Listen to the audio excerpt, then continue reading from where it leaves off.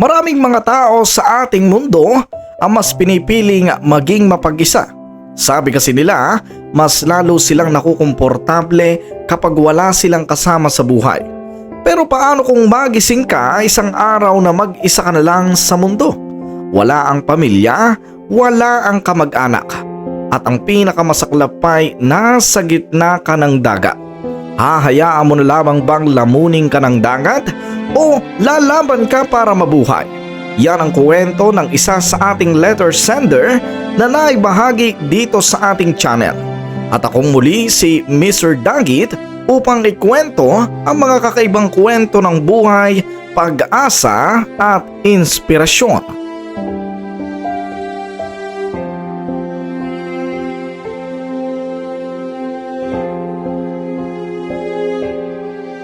Dear Mr. Dagit, magandang araw po at syempre sa lahat ng inyong mga kadagit na palaging nakikinig dito sa inyong channel.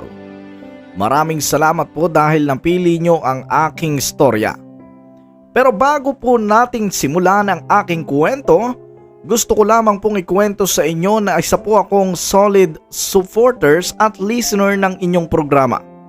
Maraming salamat po dahil sa inyong programa ay naengganyo rin ako na sumulat ng katulad nito. Maraming salamat po dahil sa inyo na-inspired ako na gumawa ng kwento katulad nito. At Mr. Dagit, ang kwento ko po ay hindi lamang basta kwento. Ito ay kwento ng totoong buhay.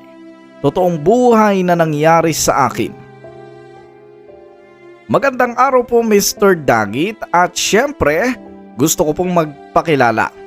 Ako po si Ramon pero mas kilala ako sa baryo namin bilang Tatay Ramon.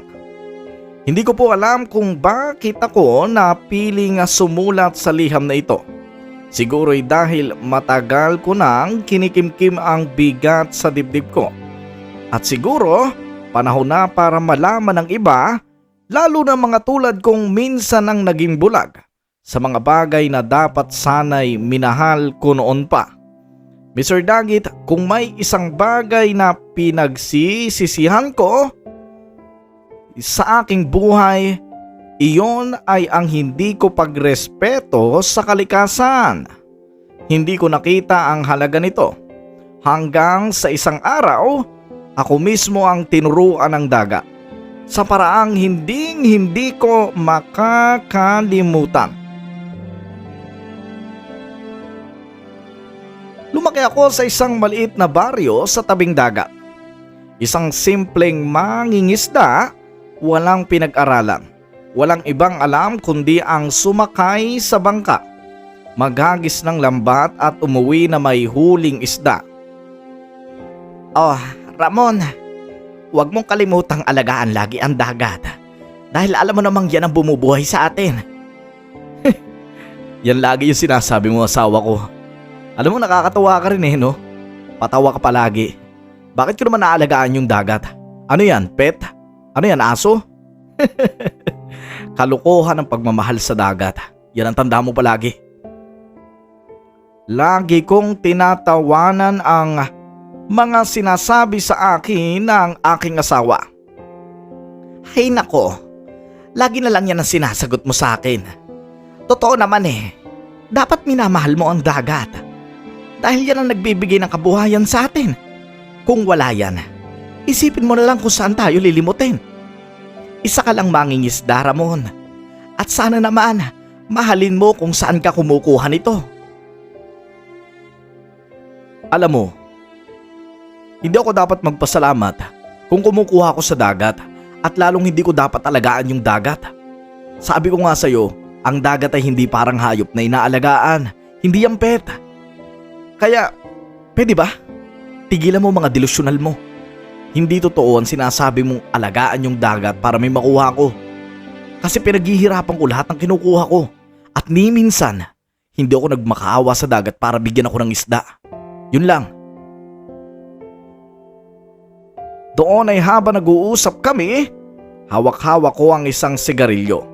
At pagkatapos kong sabihin ang sinabi kong yon, agad ko na ring tinapon ang sigarilyo kung saan nandoon ang lawa. Ganon akong kabastos noon, Mr. Dagit. Para bang wala na akong pakialam sa kung ano man ang mangyari.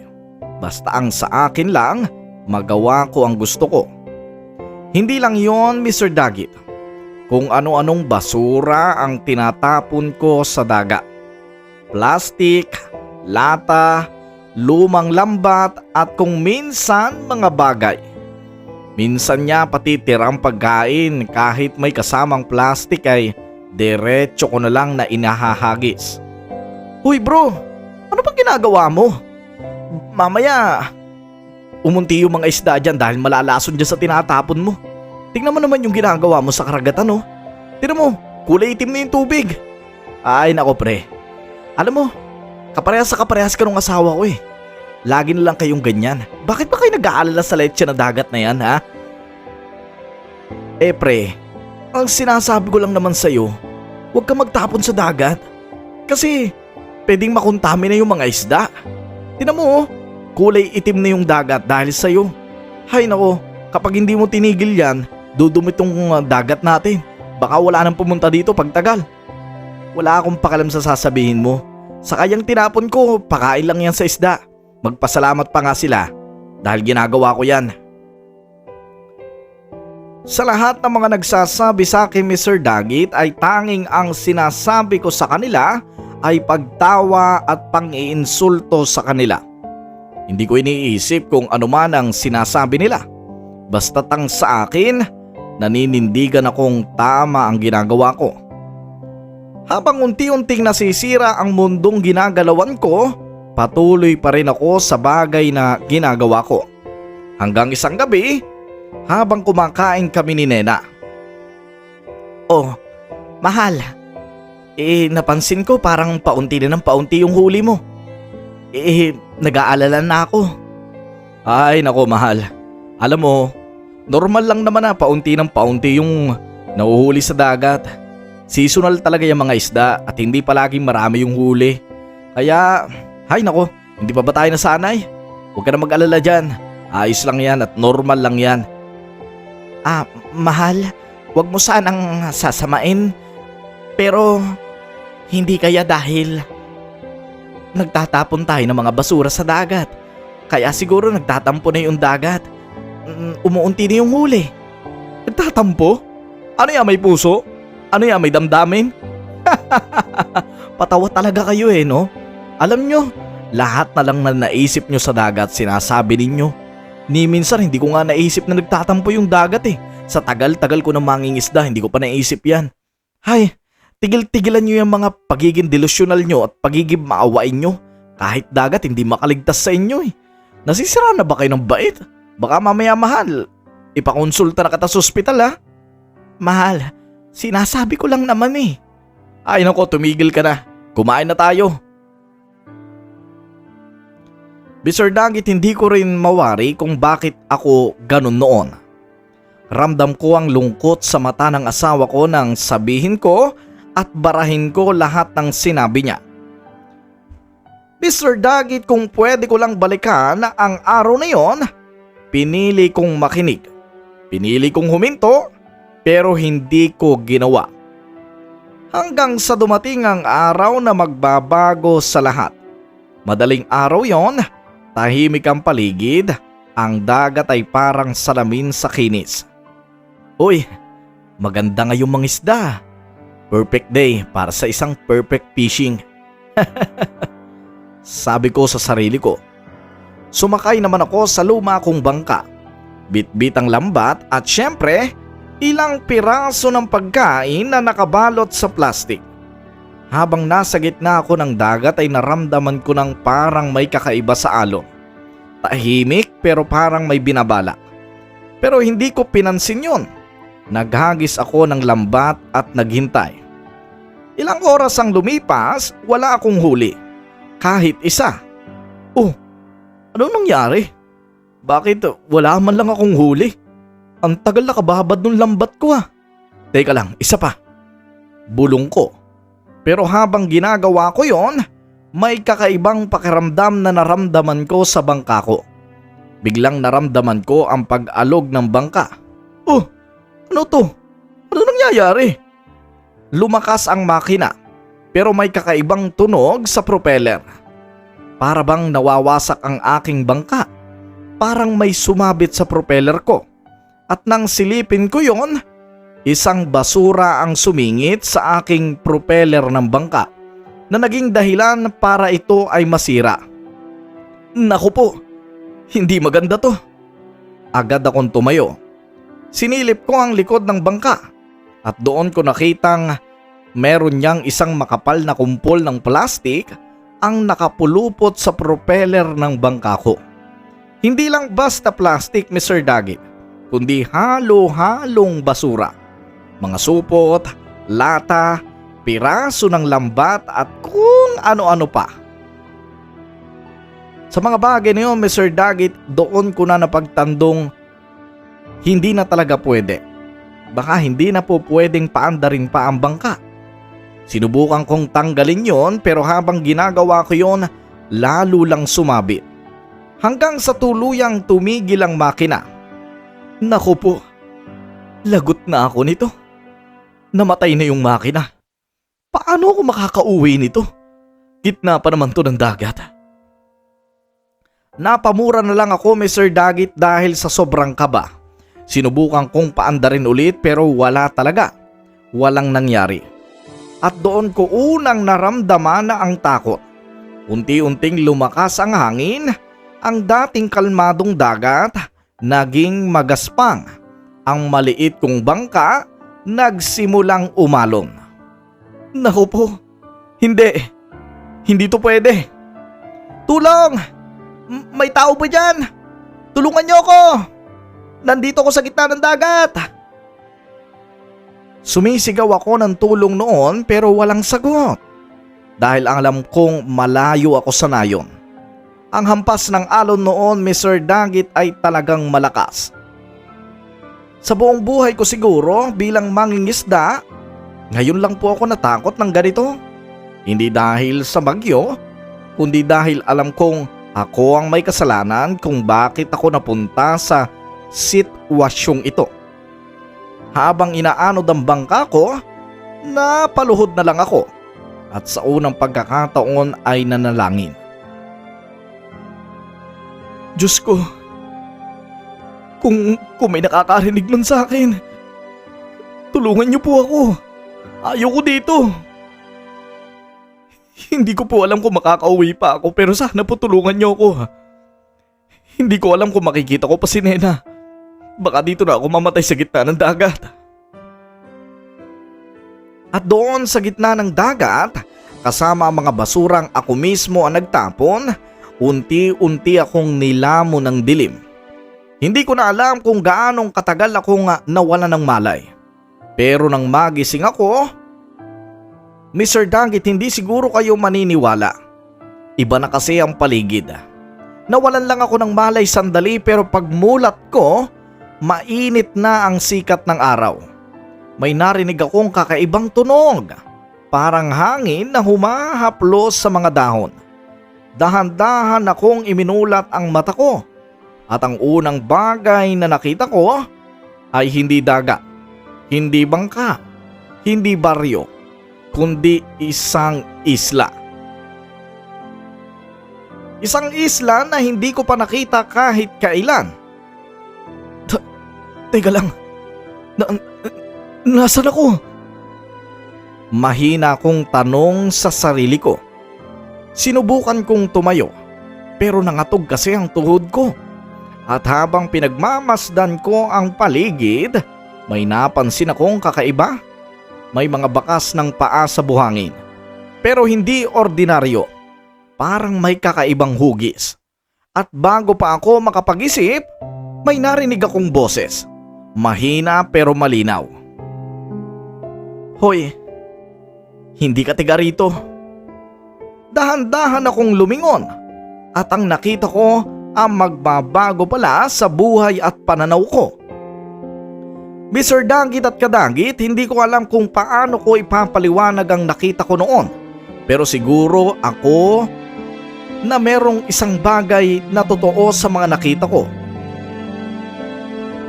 Ang isla na yon, Mr. Dagit. hindi dapat pinupuntahan ng tulad ko.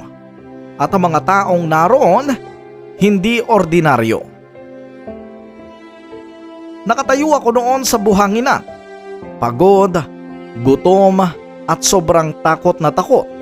Sa harap ko'y may isang nilalang na hindi ko maintindihan kung tao ba o hindi. Doon ko nakita Mr. Dagit na kakaiba sila. Ang balat ng lalaking yon ay kulay berde. Hindi simpleng pintura lang sa pahid. Parang bahagi na ng katawan niya. Parang ipinanganak siyang ganoon. Napaatras ako. Ano to? Sino ka? Anong klaseng lugar to? Hindi siya sumagot agad. Tinitigan niya lang ako. Mula ulo hanggang paa. Parang sinusukat kung sino ako. Hindi ka tiga rito. Ulit niya. Mas malinaw na ngayon. Mas matigas ang tono. Napayuko ako sandali.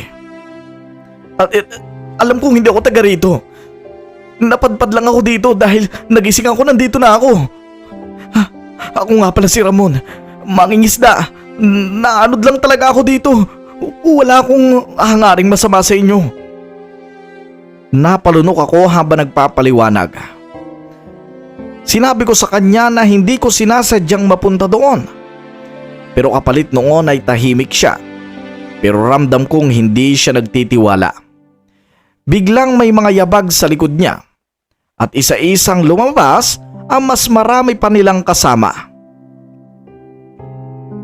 Diyos ko, ano tong napuntahan ko? Mahina kong nasabi. Hindi lang pala siya ang ganon. Lahat sila. Pare-parehong kulay berde ang balat. May iba na may guhit sa mukha, may iba na parang disenyo sa katawan. Parang sining. Pinuno, sabi ng isa sa kanila, mukhang mas bata. Paanong gagawin natin dito, Pinuno? Meron pong dayuhan. Yung unang lalaki ang lumapit sa akin ng kaunti. Ikaw, paano ka nakarating dito? Huminga ako ng malalim. Nasiraan po yung bangka ko. May sumabit po sa propeller. Yung basura po sumabit sa makina. Kaya po ako napunta dito. Bigla akong natigil. Basura. Para may kumurot sa dibdib ko. Sinasabi mo pala, basura yung umikot sa propeller ng bangka mo? Sabi niya. Biglang nagbago ang mukha niya. Parang galit. Opo. Plastic po. Yung mga ganon, parang plastic. Nagkatinginan silang lahat. At doon ko unang nakita ang lungkot sa mga mata nila. Hindi galit, hindi takot, kundi lungkot. Sige, kung ganon, sumunod ka sa amin. Wala na akong nagawa, Mr. Dagit, at sumunod na lang ako. Natatakot kasi ako na baka kung anong gawin nila sa akin. Habang naglalakad kami papasok sa isla, lalong lumalawak ang mata ko. Mr. Dagit at Kadagit, hindi ko maipaliwanag pero ang lugar na yon parang buhay. Ang mga puno mas luntian kaysa sa kahit anong nakita ko sa buhay ko. Ang hangin ay napakalinis at presko. Parang may dalang kapayapaan kapag nasisinghot ko. At ang tubig sa maliit na ilog para bang kristal sa linaw.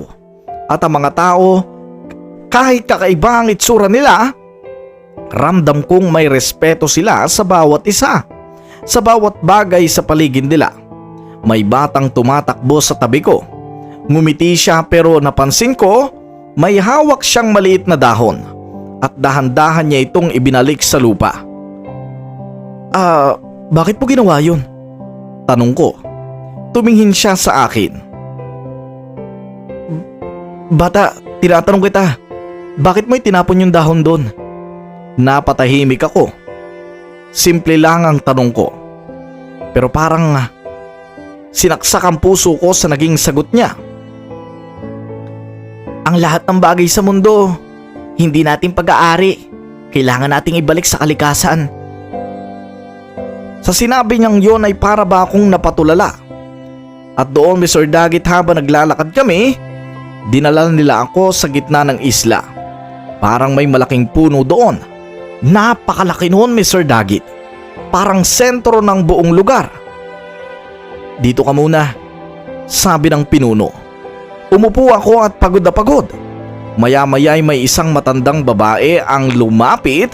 Mas berde ang balat niya kaysa sa iba at mas malalim ang mga mata. Ikaw, iho. Nakikita kong dayuhan ka. Mahina niyang sabi. Alam mo ba kung nasaan ka? Umiling ako. Hindi ko po alam. Hindi ito simpleng isla. Tumigil siya. At hindi ka basta-basta napunta lang dito. Kinabahan ako. Ano pong ibig niyong sabihin? Tumingin siya sa langit. Hindi ito nagkataon lamang. Dinala ka dito.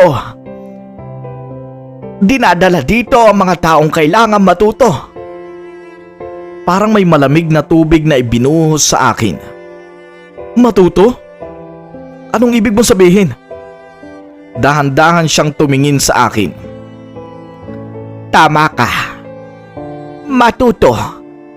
Matuto sa kalikasan. Biglang sumikit ang dibdib ko, Mr. Dagit.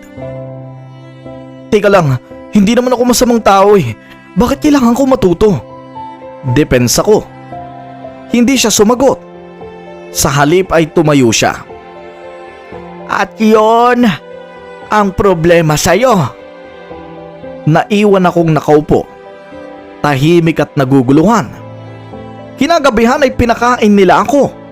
Mga prutas, mga isda pero kakaiba. Walang isang balot. Walang plastik. Walang kahit anong basura. Teka lang, paano nyo nagagawa to? Hindi kayo gumagamit ng kahit kutsara o kahit mga plastik? Tanong ko sa isang lalaki. Mumiti siya. Hindi namin sinisira ang pangangailangan namin. Alam namin ang kalikasan na nagbibigay sa amin. Kaya hindi namin ginagawa ang makakasira sa kanya. Pero saan nyo tinatapon ng mga basura? Napakunot ang noo niya. Anong ibig mong sabihin? Basura? Oo, basura. Yung mga hindi nyo kailangan, saan nyo tinatapon? Umiling siya. Kung hindi na kailangan, ibinabalik namin sa lupa. Hindi namin itinatapon. Parang may sumampal sa akin. Sa lupa? Bakit nyo doon tinatapon? Hindi siya sumagot. Pero sa mata niya, Mr. Dagit, alam kong ang sagot niya ay isa lang. Yun ay dahil sa pagmamahal nila sa kalikasan. Nang gabing yun, Mr. Dagit, hindi ako makatulog. Narinig ko ang hangin, ang dahon at ang tubig. At sa bawat tunog, parang may bumubulong. Kasalanan mo. Kasalanan mo. Kasalanan mo. Kasalanan mo. Napaupo ako. At doon sa unang pagkakataon ay umiyak ako. Anong ginawa ko? Anong kasalanan ko? Bulong ko. At doon ko naalala ang lahat. Lahat pala ng tinapon ko, lahat ng binaliwala ko. Ako ba talaga ang dahilan kung bakit nauubos ang mga isda? Biglang pumasok sa isip ko si Nena. Ramon, parang may mali na talaga. Paunti na ng paunti ang mga huli mo. Ano ka ba naman? Nagpapaniwala ka na naman sa kung ano-ano. Napahawak ako sa ulo ko habang naaalala ko ang mga panahon na yon. Hindi. Pero kahit anong tanggi ko, alam ko na. Tama siya.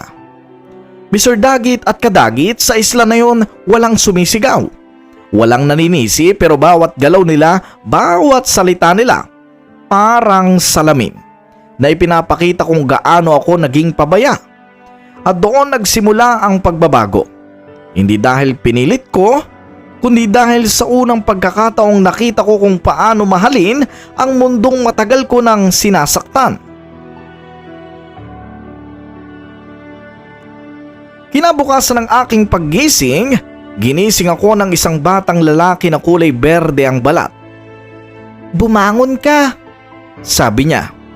"May ipapakita kami sa iyo." Pagod pa ako noon pero sumunod ako. Wala na akong lakas tumanggi pa. Wala na akong kahit anong kayabangang dala. Dinala nila ako sa loob ng kagubatan. Malalim, tahimik at bawat takbang namin parang may buhay na nakapaligid. "Dito kami kumukuha ng pagkain," sabi ng bata. "Tapos dito rin namin ibinabalik ang sobra." Napakunot ang noo ko. Binabalik? Bakit nyo pa ibinabalik? Pwede namang itapon nyo na lang." Tumigil siya sa paglalakad at tumingin sa akin. "Kapag itinapon mo ang kalikasan din ang magtatapon sa iyo." Napatahimik ako. Simple lang ang tanong ko. Pero parang mas mabigat pa sa kahit anong sermon na narinig ko sa buhay ko. Habang naglalakad kami, may nakita akong grupo ng matanda.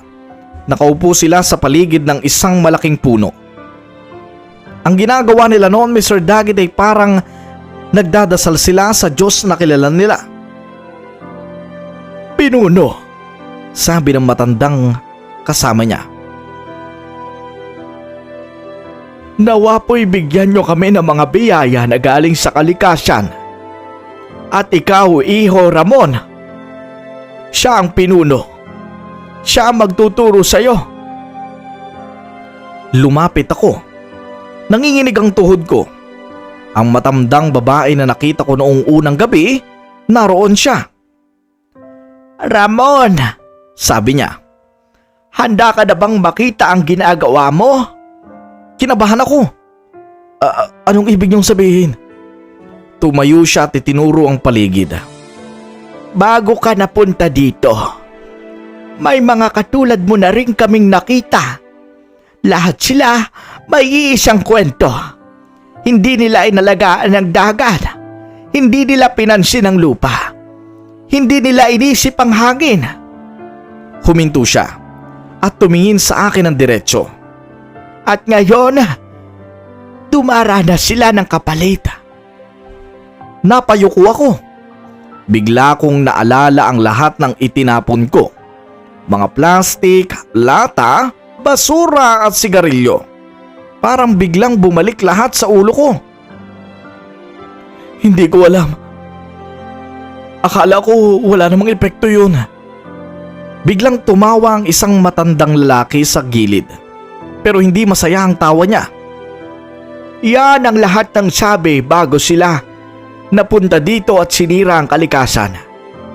Lahat sila'y naniniwalang walang epekto yon." Parang may bumagsak sa dibdib ko. "Pero bakit niyo ko dinala dito?" tanong ko. Lumapit ang matandang babae at hinawakan ang balikat ko. "Dahil ikaw pa lang ang nakarating dito, nabuhay pa ang puso." Napatingin ako sa kanya. Buhay pa ang puso? Anong ibig mo sabihin?" Tumango siya. "May pagkakataon ka pang magbago. Nakita kong mabuti ang puso mo." Tahimik at bigla akong napaupo sa lupa. Hindi ko na kasi kinaya, Mr. Dagit. Paano pa ako magbabago?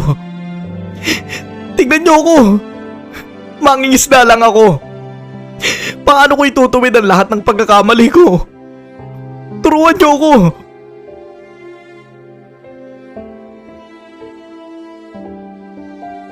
Umiyak na ako noon, Mr. Dagit.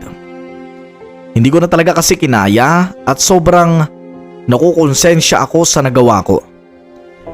Dumating naman ang batang nagdala sa akin kanina at tumupo siya sa harap ko.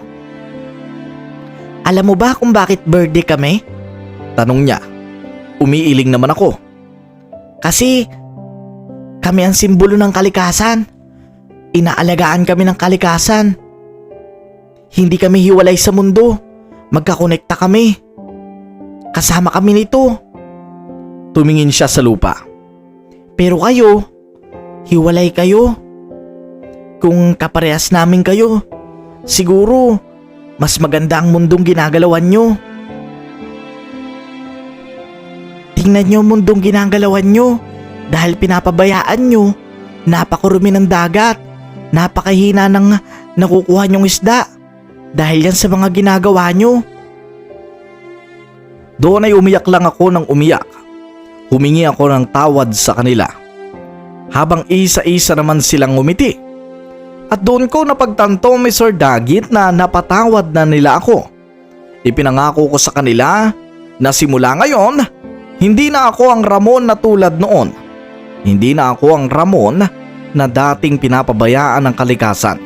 Kundi ngayon, lalabas akong mas maayos, mas maganda ang buhay, at mas natututong magmahal sa kalikasan. Ngumiti sa akin ang matandang babae at lumapit siya sa akin. Tumingin siya sa mata ko habang umiiyak ako. Hinawakan niya ang baba ko at inilingon niya sa kanyang mga mata. Tinanggap mo ang pagkakamali mo. Dahil alam kong mabuti ang puso mo ay mangyayari ito. Mapalad ang mga bulag na maalam makiramdam kesa sa mga nakakakitang ayaw tumingin. Doon ay lalo kong napaiyak sa sinabi niya. Tama siya. Mas mapalad pa nga ang mga bulag na marunong magmahal sa kalikasan kesa sa mga taong may mata at kahit nakikita na nilang nasisira na ang kalikasan ay wala silang pake. Nang pagkatapos no, Mr. Dagit, ay bigla na lamang akong hinipan sa mukha ng matandang babae.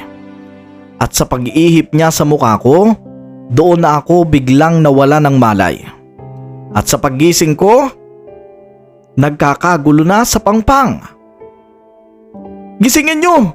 Ano nangyari sa kanya? Ay naku, ilang araw na siyang walang malay ah.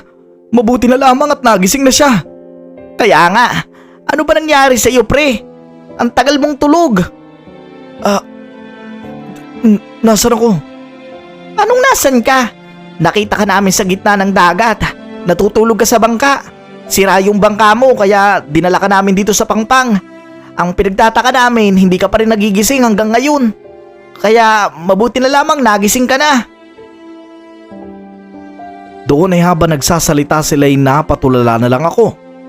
Nakita ko naman ang asawa kong humahagibis ng takbo at niyakap ako ng mahigpit. Mahal, akala ko kung ano nangyari sa'yo.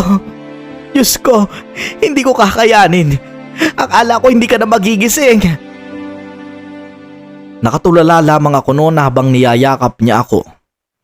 Isa lamang ang dala ko noon at lahat ng aking mga nakita'y naalala ko. Alam kong totoo lahat ang nakita ko. Totoo sila. Mahal, tama ka. Mga kababayan, tama kayo. Sa lahat na nagsabi sa akin noon. Totoo, tama kayong lahat. Dapat mahalin ang kalikasan. Dapat hindi tayo maging perwisyo sa kanila.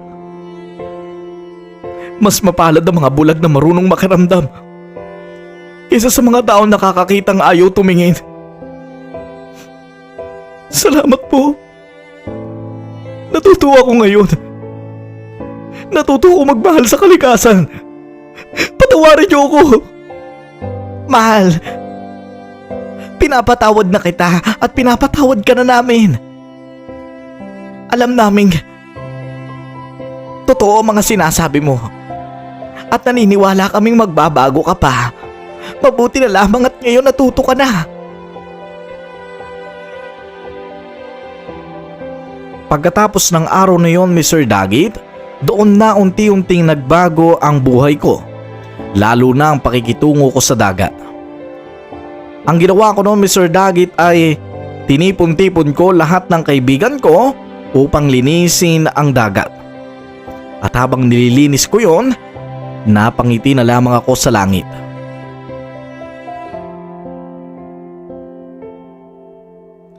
Maraming salamat po Mr. Dagit sa pagbasa nitong aking kwento. Maraming salamat po sa lahat ng mga kadagit na nakinig at nakaabot sa huling bahagi ng kwentong ito.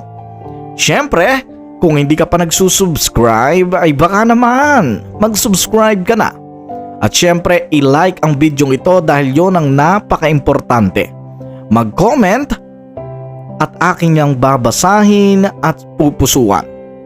Maraming salamat sa inyong lahat mga kadagit. At ito ang kwento ni Tatay Ramon. Lubos na gumagalang, Ramon.